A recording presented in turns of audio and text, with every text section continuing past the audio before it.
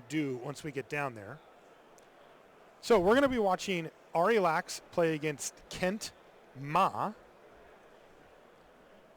And both of these players are 5-0 coming in, and we've got a little something special for you. I've got Ari Lax with me right here in the booth. Ari, what's up, buddy? Not much. How's it going? Good, man. So we're going to get a chance to get your take on your match. So they've listened to us all day. Now we're going to get a chance to pick your brain about what was going on. Tell us about your deck. Demir with green. Yeah, I got a couple of really good green cards that helped me close out the game. I got a status statue to splash here. So this game, the first interesting decision of the game was I chose to draw first. Okay. I'm really happy with that. Just in the dark. Yeah, my deck has 3 deadweights, so I can stymie basically any aggressive draw. Second interesting decision, if you looked at my lands, I had tap lands on 1 and 3 just based on how I drew stuff. But you'll notice in my hand I have a Thief of Sanity, one of the best cards on the set, honestly. And yeah, if that card goes unchecked, it's over. So my opponent had mulligan this game, and I had elected not to cast it on turn 3 because I have Unexplained Disappearance, and I wanted to be able to return it to my hand in case they have a removal spell. So here I'm just kind of spinning my wheels with some Drakes so that I can potentially hit my 5th land drop. I miss, and I'm just going to discard my worst card, which is Demir Informant at this point. My opponent's playing blue-red. They're basically full of, probably like Is It combo-y creatures. It's not going to be holding off a lot of good things. And when my opponent passes here and concedes, they're just kind of like, yeah, your hand is 7 spells, and we're going to call it. Kent Ma having some mana issues there, both on color and amount. Yep. My opponent chose to draw first for game 2. So took your cue away from you there. Yep. Child of Night's the kickoff. How concerned are you about that? Not especially. If you look at my hand, I have a Plague Crafter. So at this point, I was trying to figure out how to line things up so that my Plague Crafter would still be live. Because I have so many deadweights in my deck, I just kind of decided that I could get more value out of it later and extended my 2-3. Also 2-3, of course, matches up nicely against Child of Night. Yep. Just in general. So he's going to go for an Is It Locket and then just pass the turn back because he doesn't have any good attacks, and you got to be feeling good about your spot here. Yeah, it wasn't bad.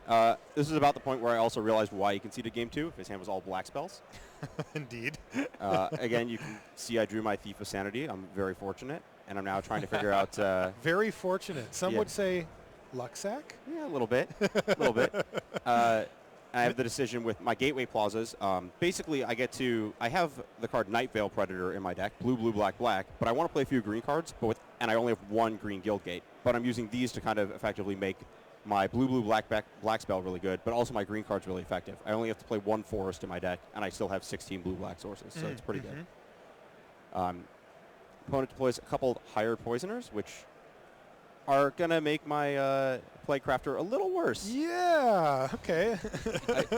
I do like the Locket in my opponent's deck. I've liked the Lockets a lot in this sealed format. There's not a ton going on in terms of pressure early, and just the ability to cash in a mana source for extra cards later and splash a little more is pretty good. Yep. Muse Drake, another card that I've enjoyed a decent amount in sealed. You have to be a little careful with flooding out. If you just have 2 Muse Drakes, you only have 21 real spells in your deck, but it's fine. Here you're going to see an attack, and if you look at my hand, you can kind of see a Rhizome Lurker, so I'm going to trade off to get Undergrowth a little bulked up. The 1/3 flyer tends not to trade off with anything that's super important in Demir. And you said you have a Plague Crafter in your hand here as well, so you're kind of just chipping away at those small creatures. Yep, really incentivized to create reasonable trades because I get some payoff at the end. So firing off, again, trying to stay a little more conservative with the Thief. Bards and Bats seemed like a card that I would be fine. Like, if my opponent doesn't kill it, perfectly fine with that result. If they do kill it, perfectly fine with that result. So I got the best of both worlds. So and it is enough of a threat that if Kent didn't have an answer, he probably would have to fire something off on it, right? Yep. I mean, taking 3 a turn is going to add up very quickly. Yep. So here's a Darkblade Agent. Here I attack to try and force a removal spell, and now that the Bards and Bats was good for a turn, I figured that this was the right time to fire off the Thief. Yeah, I mean, the earlier you get into play, the more value you can get over the course of a game anyway. Correct. So here we go. And also with the Thief here, my opponent has 4 mana down, so they can't have the common Devious Cover-Up. Right. But there's the uncommon Sinister Sabotage. And then, annoying. Yep, and then as a follow-up, I determined that I'm supposed to use my Plague Crafter here because... give it a second here. Takes a minute to think about it because it's kind of weird that I'd sacrifice Darkblade Agent to that. because Darkblade's a pretty powerful card, but it's not going to get through the other Death Touch creature, and I really wanted a 3-power blocker back to destroy my opponent's Darkblade agent. Yeah, when they face off against each other, the person whose turn it is has a pretty distinct advantage there. Correct. There's only so many instant speed surveil spells, and I'm not really in the business of putting Dazzling Lights into my sealed decks. Fair enough. Who has to choose first on that play after? I believe... I forget. Like active I think player? I never choose. know. I choose first, and then my opponent does. It's not quite like the scenario with Show and Tell, where both players choose at the same time because they don't see the cards. Right. Like, same thing with Liliana of the Veil. It makes me think of that. Yeah. Yeah. So it's not choosing from hidden information. So there's a Deadly Visit. My opponent gets to get pretty reasonable card advantage out of it. They get a Surveil 2 and effectively a draw off the Darkblade agent. So I'm behind on that exchange. Not horrifically behind because they did have to use a removal spell on a 3-2. But at this point, I'm trying to figure out, like, they have a Locket. They're already effectively ahead cards on the battlefield. And how do I, steady things a little and not let things spiral out of control? I determined I don't especially want to block with the bats, but I'm fine trading off the Rhizome Lurker at this point. The Rhizome Lurker, very specifically, is not going to get through the 1/1 Death Toucher. And I'm at least until I hit a dead weight, so I'm fine trading it off for now and seeing how it goes. This looks like a pretty good turn here for Kent. He's got Murmuring Mystics, one of the best uncommons in the set. Very much so. And that's not all he's got. Yep, there's a Severed Strands. In Sealed, you sometimes just want to play as much removal as you can, and that is a card that will kill a creature. And especially with the Mystic, you're going to have creatures to sacrifice, and the loss of a card isn't that big of a deal. Right. At this point, I'm also, the Mystic does kind of triple duty because that 1/1 flyer is going to block off my Artisan Bats for a while. Yeah, it was a big turn for Kent there. But here's the big turn for me. All right, the unstoppable force. And everyone has complete and utter fun for all of eternity because no one can ever kill that card. Yeah. Yep. You'll notice Kent playing the land there. You normally may want to hold that for Jumpstart, but it's his 4th blue to pop the Locket. Right. Yep. And here I determined that because, he's hellbent, he's going to be drawing more cards, I got to put a little pressure on here. So I push the 3/3 in. And if he attacks back with the 1/1 flyer, I'm perfectly fine with that. Yep. Got to kill the Mystic sometime. And you can see a couple lands go to the graveyard. Wow, that's nice, too. Yeah. At this point of the game, that's all Surveil is doing. So. But, boy, those next 2 lands would have been pretty brick city for you. So you got to be happy about that. Is he going to go for the Locket right away? Looks like it. No, he actually waits, which I'm kind of okay with, especially because it's all of his blue mana. If he had any extra blue mana and could maybe, there's a trade-off. I can't afford to let him draw extra cards there, and the 1 toughness flyer is basically dead to the 1 token. Yep. So there's enough cards like Never Happened and Burglar Rats in this format that I'm fine with sequencing a little, just like maybe you draw your mono black creature, but you may as well try to use all your cards before a discard spell potentially hits them. Especially because I've been holding dead cards at this point, and there's only been like so many turns I could cast a discard spell because I've been needing to play to the board. Okay, well he goes for the end step. Locket here? Yep. Draws 2. But you're clocking him pretty good. Yeah, and you may notice that he is drawing removal spells, which are not very good against my... Does he have Capture Sphere and Art? And Deadly Visit. That is... and Artful Takedown. Yeah. And Artful Takedown? Yeah. Yep. That is so mean, Ari. The Predator is just not particularly fair. I would like to note that in the Fat Pack, Andrew Brown lists Nightveil Predator as one of his coolest cards in the set, and while I disagree, that's a very Andrew Brown statement to make. It is that. Yep.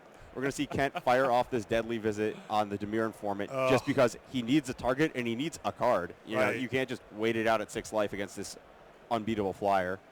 Yep. Wishcoin Crab, probably not what he wants to see here. Yeah, he not can't the win most the exciting. race, although he did keep the non-Wishcoin Crab. Yep. Whatever that was. Keep a spell on top. What do you think when you see that? Wishcoin to the graveyard and a spell on top? Yeah, what is he? I would have... Big Flyer? Yeah, Watcher in the Mist was the card that I had thought of. Okay. The 3/4 common that surveils 2. Right. That one? I'm casting that right there. That'll resolve.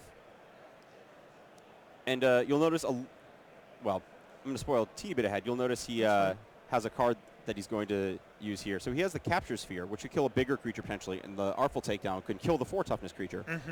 But the card he has set up on top is Leapfrog. So he was planning to use the Leapfrog, leap it with the Artful Takedown to block. So once my opponent has kept Leapfrog on top, it's very obvious that was the card he had on top, otherwise you cast it earlier. Right. I'm not attacking my 3/3 in.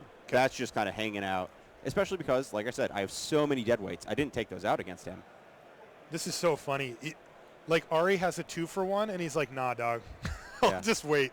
Yeah, there's a radical idea. That card is very effective in my deck, along with typically Dimir doesn't have a ton of dead cards because they're surveilling into so many spells. But because I have the Muse Rakes, I often have extra cardboard in my hand to get rid of in the late game. Makes sense. So I'm pretty happy with the radical idea. Yep, look at this, another removal spell. Yep, and there's the dead weight that I had mentioned. And that's a key card here. Kent Ma sitting here with multiple removal spells in hand. He can't even cast the Command the Storm, let alone the others on the creature that he wants to. Yep, and he's going to fire off a Thief of Sanity. And the card that when I surveilled I kept on top is Devious Cover-Up. So a counterspell, I just don't even bother. The Thief doesn't really solo my creature, and like he's forced to chump here. What anyway. combat tricks are there in the format that are going to win that fight in blue-black? There just aren't any. So I just have forced the chump block and have the counterspell for something that actually covers my 3/3. And so very smart, and that's going to do it. Ari Lax takes this thing down. And look, I got to still had all these Devious Cover-Up. He had the cover-up, I had the cover-up, but I had the Hexproof Flyer, and that was that. Well, nice work, Ari. Yeah, I think my deck's pretty great, and I'm excited to play some more with it. Yeah, like what would you give it out of 10? I think it's probably like a 8.5. I kind of know what a 10 out of 10 looks like because I've actually 10-0'd day one of a sealed tournament. But this deck's got everything you want in the format. The Surveil mechanic is extremely powerful in sealed. So Dimir, if you can be Dimir in your sealed deck, tends to be really good. All right. All right, thanks a lot, man. Appreciate you taking the time. Later. That was fun. That was awesome. Yeah, you don't always get to get the perspective of the player like that. And it's so much the thing that always stands out to me when we do those type of things is how much different it is when you watch the entire game or match just from one player's perspective. Yeah, and Ari did a really good job there of like getting us inside of his head and explaining why he did each thing. I think he's really good at that. Yeah, the most interesting part of that match was definitely when he decided to stop attacking when his opponent had the leapfrog in play. Yep. And recognizing, getting to get inside of his head and understand that he had 3 dead weights and he knew it was relevant. And watching his opponent flounder with all those removal spells in hand, it was pretty awesome. By the way, that was savage. Yeah. 3 premium removal spells, can't even attack. Okay, let's get to more Time Walk Magic now. This one without Ari Lax, but we still have us, I guess. All right, Taylor Apian's playing against Seth Manfield. We got to see Seth earlier. Somehow, some way, put together this weird like combo finish in his kind of controlling deck. Yeah, in round 4, it looked like it was going to be a draw. The players had ran out of time, and then Seth Manfield was able to do exact damage through a number of triggers and direct currents, and it was crazy. You should go back and watch round 4 if you want to see a very exciting ending. So here we see a turn 3 Thief of Sanity. Seth lucky to have a removal spell for that. If that card goes unchecked, it can win a game all by itself. You see Taylor, he's got green in this deck as well. He's playing Circuitous Route, which will let him find, 2 gates and then cast everything else. He also has District Guide to fix his mana. That is very impressive. And his rewards for doing so are quite good. He's got a Nullhide Ferox if he can find double green. Even though he's only playing 3 forests, he does have a Gateway Plaza and a Golgari Guild Gate. So a little tough, but he can get there. Then he's got a Dimir Spybug, an Izoni Thousand-Eyed Rhizome Lurchers in there, and a Thief of Sanity. So he's got some nice bombs to pay off here. In the meantime, he's going to go Whisper Agent on end step, put that into the graveyard, that island. He didn't want it.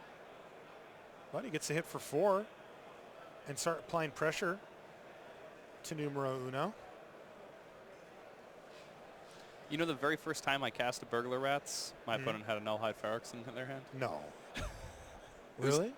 It was some WotC person. It might have been Adam Prozac. Wow. Yeah. Scarred for life. I bet you he has a screenshot and like a big email chain. This JVL guy doesn't know how to play limited. Look at this. Yeah. I lost. What a beating. So Blood Operative was the play there for Taylor. Passes the turn back to Seth. He's got direct current. Doesn't want to point it at the Blood Operative even though it's the one with lifelink because it just comes back too often. So he's just going to kill the Whisper Agent instead and leave it on the battlefield. But this does leave Seth with not a whole lot going down, probably taking 4 damage. Yeah, 3 of it lifelink too. A Blood Operative, just an incredible card when you have a whole bunch of surveillance.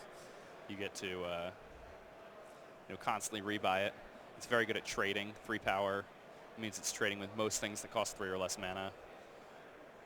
The life link helps you, pad your life total so that you're able to pay that 3 life when you are returning it from your graveyard back to your hand. And even the exile a card from your opponent's graveyard clause can be relevant because Jumpstart's in the format. And Undergrowth.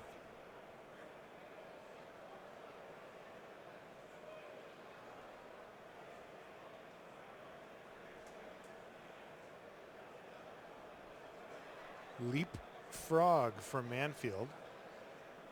Doesn't look very good here, though. Neither of these trades are particularly appealing from Manfield's perspective, though he may just need to bite the bullet and do so.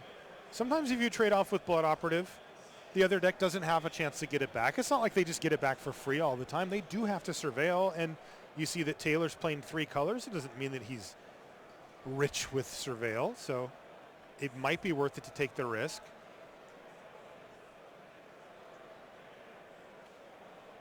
Yeah, the surveil cards often are, a self-fulfilling prophecy in that once you cast one, you start finding more because they're very good at finding each other. Yeah, he's just going to bite the bullet. Seth says, all right, fine.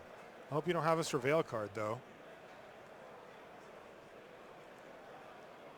Manfield down to 11. Let's see if Taylor does. Land.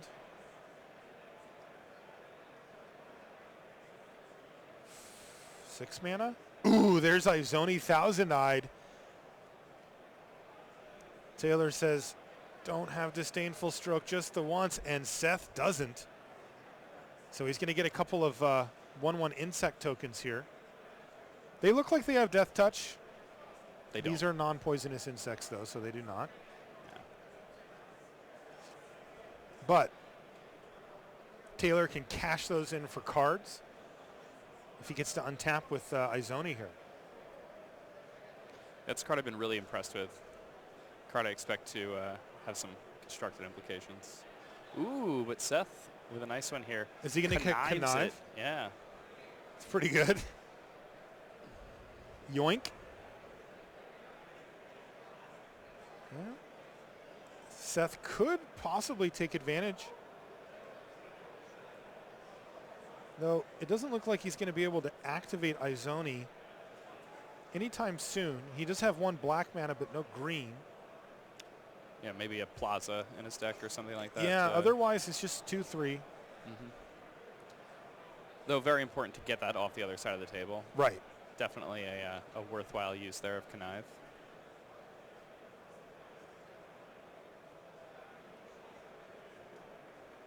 And Taylor says, I don't want you to have a 2/3. I'm going to use Divine Visitation.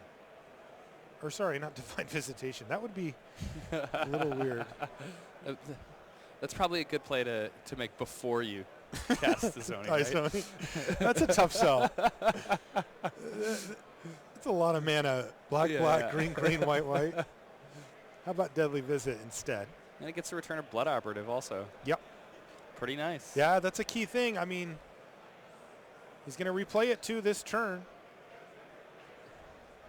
This is a lot of value coming to Seth Manfield. It's been plotting, but it's like every turn. Yeah, and there you see it's even exiling Direct Current from Seth's graveyard. Wow. Nice plays there from Taylor. Looking good here. He left a card on top of his deck.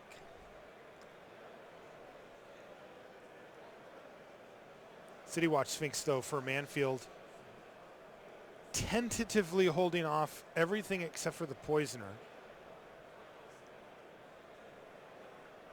But it wouldn't take much. All right, just the Poisoner getting in. Seth looks like he may have stabilized, precarious as it is.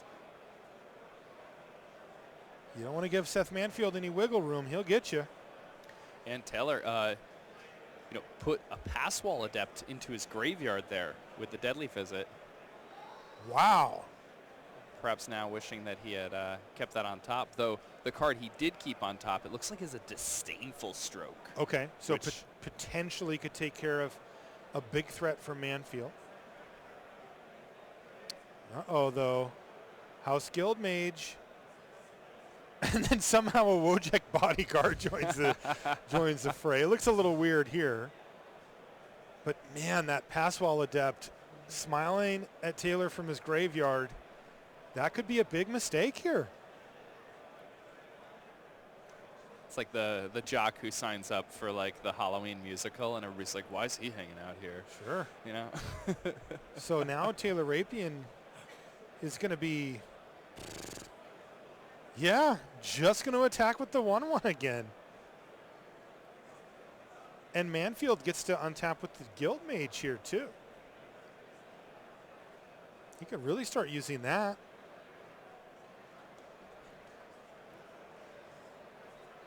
He has a locket. Start surveilling with it. That's right.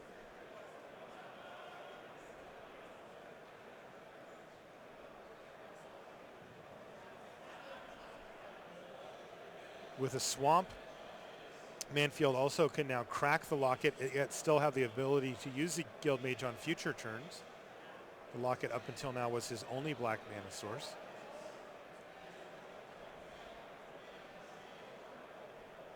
So many options here for Manfield. And it's going to be Darkblade Agent.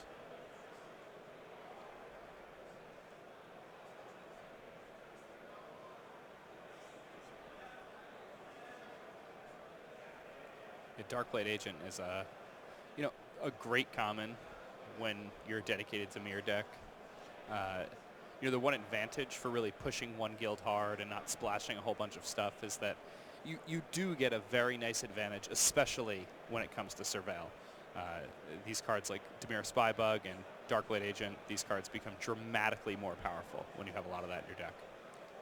End step, Seth Manfield's going to activate House Guild Mage to Surveil for 2.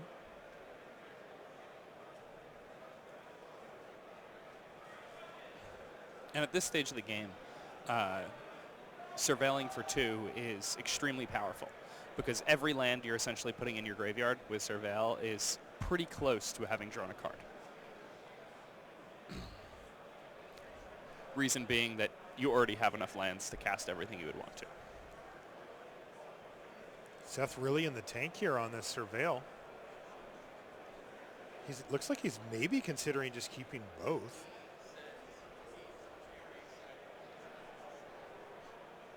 What is going on now? He was just thinking? Okay. Keeps both.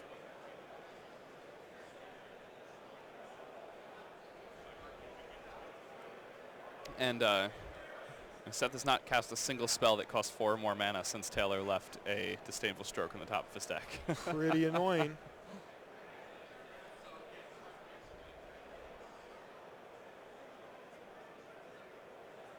Well, now Seth is going to know what's up. In fact, he just gets to take away the Disdainful Stroke.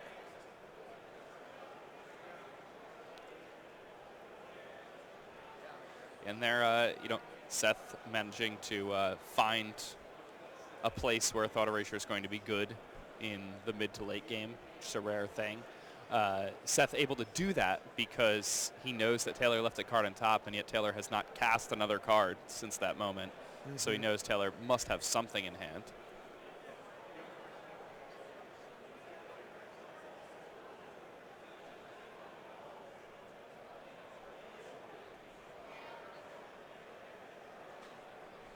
So Seth has kept that top card on twice now. It was the second of 2 cards from last turn's Guild Mage activation, and it was the same card that he kept on top with Thought Erasure, so he must really like it. Now he keeps both of these as well.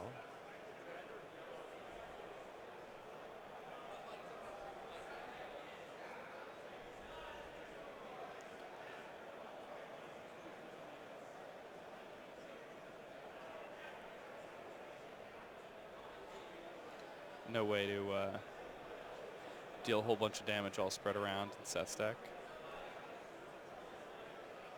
Finally found one he didn't want, but again, that was the second of the top 2 from the second activation, so he's liked those top 3 cards a lot.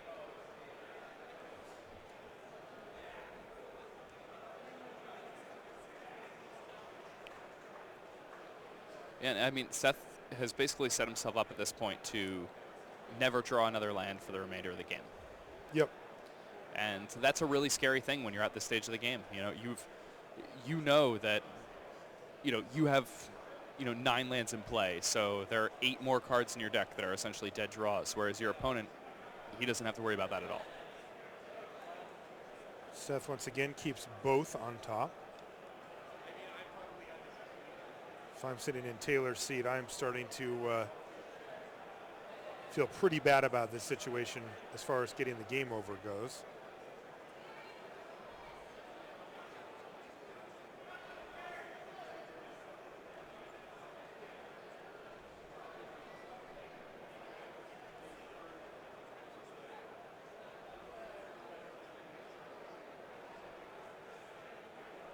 Taylor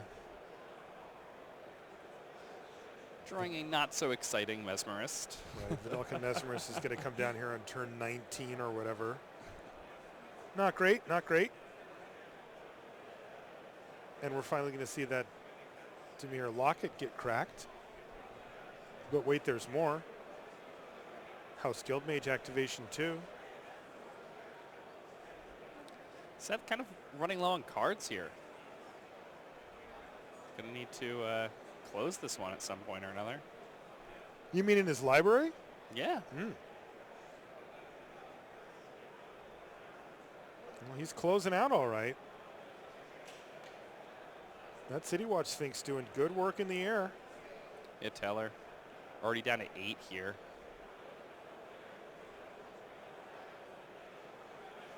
Seth passes a turn back with no play.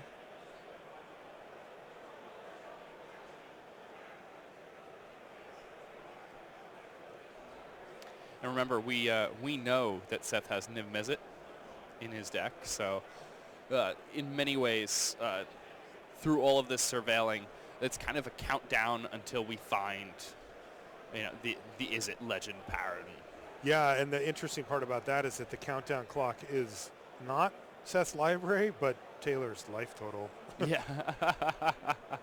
Here's Command the Storm to kill the Blood Operative. This is all end step, and now Seth gets to draw the carefully selected card off the top of his library. You got to figure like he's pretty close to just closing this thing out at this point. Yeah, I mean, this leads me to believe that he's going to start making very large attacks.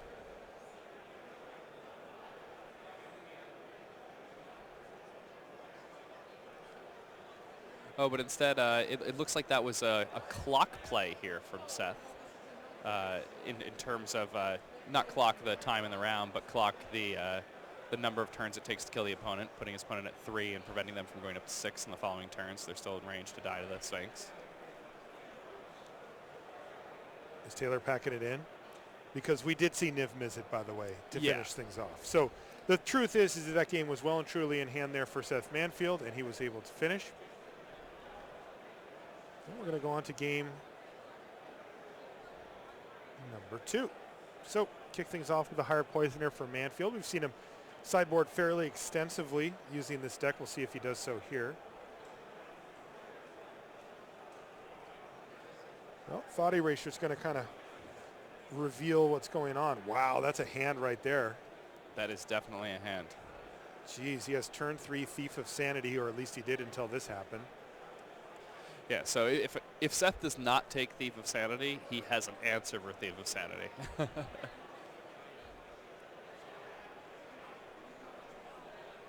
I could see a world where, Seth has a deadweight or 2 in hand and, decides to take District Guide over Thief of Sanity so that there's no enter the battlefield trigger. But Thief of Sanity is strong enough where it's the type of card you really don't want to risk your opponent having in hand. There's a mission briefing in that pile as well.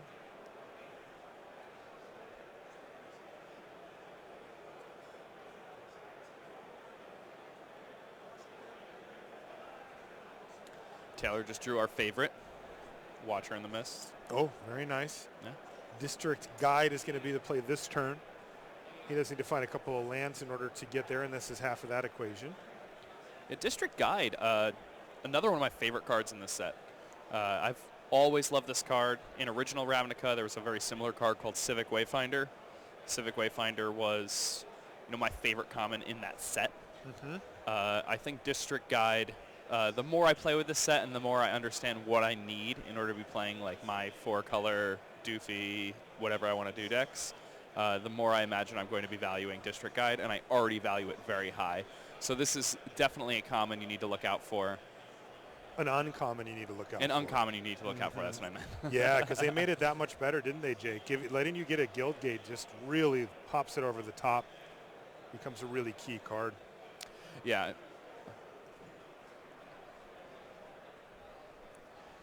All right, well, it looks like our round is just about to fire here live in the building, so we got to cut that one short. But I can tell you, Seth Manfield won again. So he improves his record. He is X-1 currently coming out of the round here. But as you can see behind me, the sea of people getting ready to go check their seating. And what that means is we're going to take a short commercial break. But when we come back, we'll have more live magic here from Montreal. We'll see you in just a few minutes.